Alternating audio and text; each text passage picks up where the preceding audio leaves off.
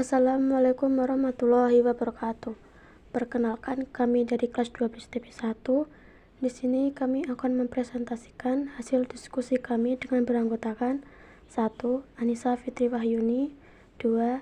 Diana Fiotami, 3. Eni Sunarti, 4. Kusnul Amalia, 5. Novita Sari, 6. Okta Dwi Rahayu. Faktor-faktor yang menyebabkan kemajuan peradaban Islam di dunia. 1. Kemajuan peradaban Islam di dunia. Dunia Islam dulu pernah mengalami masa kejayaan, tepatnya pada masa Khalifah Al-Mansur dan Al-Ma'mun yang bergantian memimpin dinasti Abbasiyah. Mereka merintis usaha penerjemahan karya-karya cendekiawan Yunani ke dalam bahasa Arab. Upaya ini diteruskan oleh khalifah-khalifah yang meneruskan kepemimpinan dinasti Abbasiyah, terutama yang paling menonjol adalah Khalifah Harun al-Rasyid. Upaya penerjemahan yang dilakukan dinasti Abbasiyah secara garis besar terbagi menjadi 3 fase. A. Fase pertama, pada masa Al-Mansur hingga Harun al-Rasyid. Di fase ini, yang banyak diterjemahkan adalah karya-karya bidang astronomi dan logika. B. Fase kedua berlangsung mulai masa Al-Ma'mun hingga tahun 300 Hijriah. Yang banyak diterjemahkan adalah buku dalam bidang filsafat dan kedokteran. C. Fase ketiga setelah tahun 300 Hijriah, terutama setelah adanya pembuatan kertas, yang diterjemahkan mulai meluas dalam semua bidang keilmuan. Manuskrip yang berbahasa Yunani diterjemahkan dahulu ke dalam bahasa Syriak atau bahasa ilmu pengetahuan di Mesopotamia. Kemudian diterjemahkan ke dalam bahasa Arab. Para penerjemah yang terkenal pada masa itu antara lain A. Hunain ibnu Ishaq, ilmuwan yang mahir berbahasa Arab dan Yunani, menerjemahkan 20 buku Galen ke dalam bahasa Syria dan 20 buku dalam bahasa Arab. B. Ishaq ibnu Hunain ibnu Ishaq. C. Thabit bin Qurra. D. Kusta bin Luqa. E. Abnu Bishr Mata ibnu Yunus.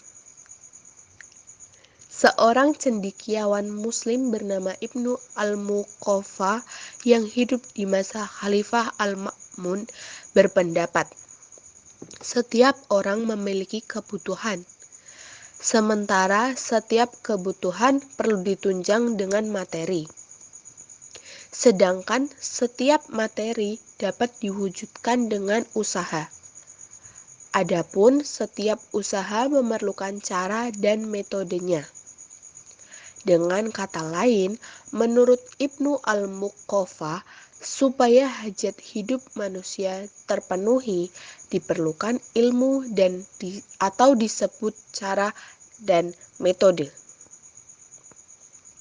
Pada masa dinasti Abbasiyah telah muncul ilmuwan muslim berkaliber dunia seperti Imam Malik, Imam Abu Hanifah, Imam Syafi'i, dan Imam Ibnu Hambal dalam bidang hukum. Di bidang teknologi terdapat Imam Al-Asy'ari, Imam Al-Maturidi, pemuka-pemuka Mu'tazilah seperti Wasil ibnu Atta, Abu al-Huzail, Al-Nazam, dan Al-Jubai. Di bidang tasawuf atau mistisisme ada Zunnun al-Misri, Abu Yazid al-Bustami, dan Al-Halaj. Di bidang filsafat ada Al-Kindi, Al-Farabi, Ibnu Sina, dan Ibnu Maskawai.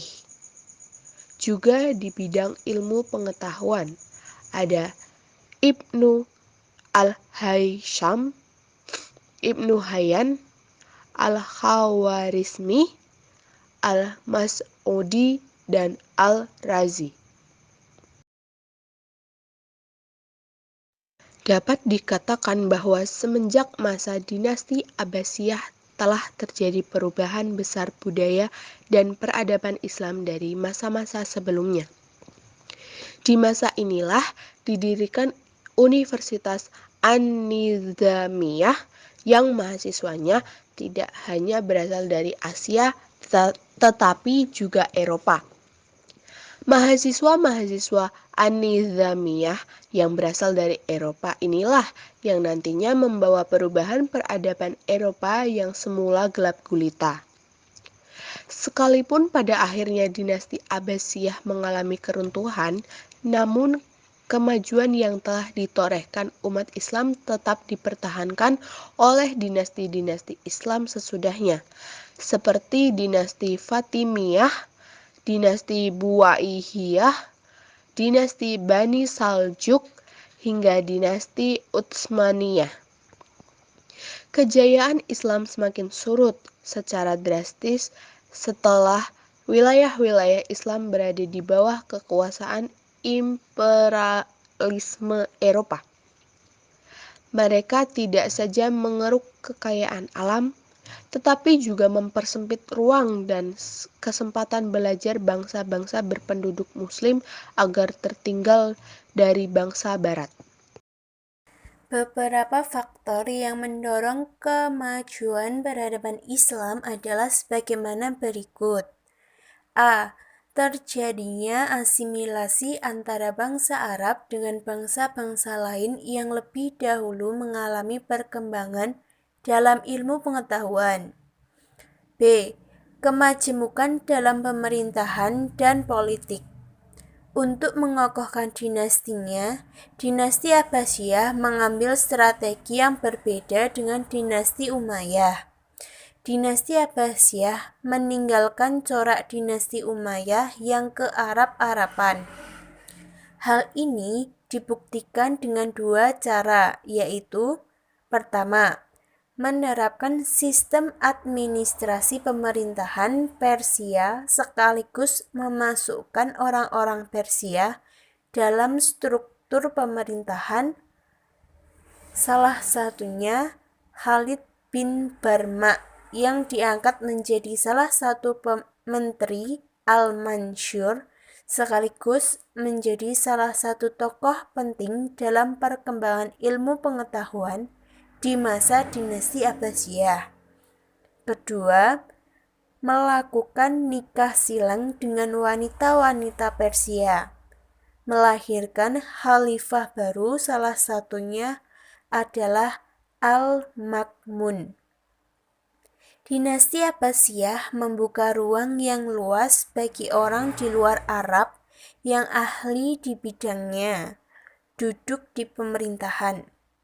Ini terbukti dengan masuknya orang-orang Turki dan Persia. C. Menciptakan stabilitas ekonomi dan politik. Harun al-Rashid memanfaatkan kemajuan perekonomian untuk pembangunan di sektor sosial dan pendidikan, seperti pengadaan sarana belajar bagi masyarakat umum. Penyediaan infrastruktur yang dilakukan oleh Harun al-Rashid pada akhirnya dilanjutkan oleh Al-Ma'mun, khususnya dalam bidang pembangunan pendidikan, ilmu pengetahuan, dan kehidupan intelektual serta kebudayaan. D. Gerakan penerjemahan manuskrip-manuskrip kuno seperti hasil karya cendekiawan Yunani ke dalam bahasa Arab. Hal ini sudah dilakukan semenjak masa Khalifah Al-Mansur dan keturunannya dengan mengangkat dan menggaji para penerjemah dengan gaji yang sangat tinggi. E. Membangun perpustakaan-perpustakaan sebagai pusat penerjemahan dan kajian ilmu pengetahuan. Khalifah Al-Ma'mun yang dikenal sangat mencintai ilmu pengetahuan mendirikan Baitul Hikmah yang berfungsi sebagai perpustakaan, pusat penerjemahan, dan lembaga penelitian. Di lingkungan istana juga didirikan perpustakaan pribadi khalifah yang berfungsi sebagai lembaga pendidikan bagi keluarga istana dan terhimpun di dalamnya para ilmuwan, ulama, dan para pujangga. Faktor-faktor kemunduran peradaban Islam di dunia. A. Akibat jauhnya umat Islam dari Kitabullah dan As-Sunnah. Kitabullah dan Sunnah Rasulnya akan mengangkat harkat dan martabat suatu bangsa. Dengannya, Allah Subhanahu wa Ta'ala meneguhkan keyakinan kaum muslimin dalam melawan musuh-musuhnya. Dengannya pula, Allah mengangkat suatu kaum dan merendahkan kaum yang lain. Jauhnya umat Islam dari Kitabullah dan Sunnah Rasulnya merupakan salah satu yang mengakibatkan umat Islam kini mempunyai konsep diri yang buruk sekali. Hal ini sesuai dengan hadis yang artinya, dari Ali bin Abi Thalib radhiyallahu anhu berkata, bersabda Rasulullah Shallallahu alaihi wasallam, akan datang pada umatku suatu zaman yang tidak tersisa dari Al-Quran kecuali tulisannya. Masjid mereka ramai akan tetapi sepi dari petunjuk. Ulama mereka sejelek-jelek manusia di kolong langit. Darinya keluar fitnah dan kepada mereka fitnah tersebut kembali. Hadis riwayat Baihaqi. B. Taklid atau ikut-ikutan. Oleh karena umat tidak punya nilai, tidak memiliki prinsip-prinsip yang sangat berharga sebagaimana yang ada di dalam Al-Quran dan As-Sunnah. Akhirnya yang mereka lakukan adalah mencari nilai dari orang lain. Kalau sudah demikian yang terjadi, sebagian mereka akan mengikuti apa saja sesuai kebiasaan orang lain. Akibatnya adalah ikut-ikutan. Hal ini yang pernah diantisipasi oleh Rasulullah SAW.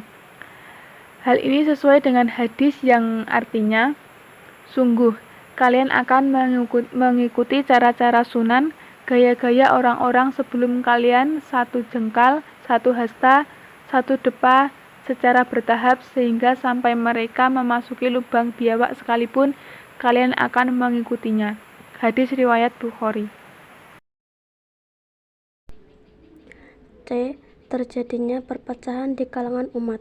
Banyak organisasi dan partai-partai umat Islam yang diakibatkan oleh umat sekarang ini tidak memiliki nilai konsep persatuan dan kesatuan fitrah pemikiran dan akidah. Semua merasa dirinya benar dan tidak bersikap dewasa, yaitu sikap bahwa antara gerakan yang satu membutuhkan gerakan yang lain. D. Adanya pertempuran antara hak dan batil. Banyak teori sekarang ini yang menjauh dari nilai-nilai Islam. Teori yang terkait dengan kemanusiaan, serta ekonomi politik, sosial budaya, atau psikologi. Oleh karena kita tidak memiliki kekuatan prinsip nilai-nilai Islam, tidak memiliki paradigma teori yang bersumber dari Al-Quran dan Sunnah Rasulullah. Pada akhirnya, kita semua mengikuti seluruh teori-teori itu tanpa sedikit pun kita menyeleksinya. Sebagai akibatnya persepsi kita berubah. Cara berpikir kita juga berubah. Umat Islam tidak lagi mencerminkan cara berpikir yang Islami. Mendeskripsikan faktor-faktor kemajuan dan kemunduran peradaban Islam di dunia. 14 abad yang lalu, Allah Subhanahu wa Ta'ala mengutus Nabi Muhammad SAW sebagai uswatun hasanah bagi umat manusia. Beliau mendapat amanah dari Allah Subhanahu wa Ta'ala untuk memimpin dan membimbing umat manusia ke jalan yang benar yang diridhoi Allah Subhanahu wa Ta'ala. Beliau diutus untuk memperbaiki budi pekerti umat manusia, khususnya bangsa Arab yang moralnya sudah keterlaluan buruk, tidak memiliki aturan dan tatanan yang benar, sehingga mereka berada dalam keadaan yang menggunakan hukum rimba yang ada. Berbagai macam rintangan, tantangan, dan hambatan dihadapi oleh Rasulullah SAW, bahkan dari kalangan perabatnya pun turut menentang dan memusuhinya. Namun hal itu semua dapat dilalui oleh Nabi hingga pada akhirnya banyak juga yang mengikuti jejak beliau. Agama Islam pun tersebar luas ke berbagai daerah. Berkat kegigihan para sahabat, para ulama, dan juga para dai, agama Islam berkembang ke berbagai belahan dunia dan sampai juga ke Indonesia. Tidak hanya itu, dengan kegigihan berdakwah para dai, agama Islam tersebar dan berkembang terus di berbagai negara dunia. Faktor yang menyebabkan kemajuan Islam di dunia adalah sebagai berikut.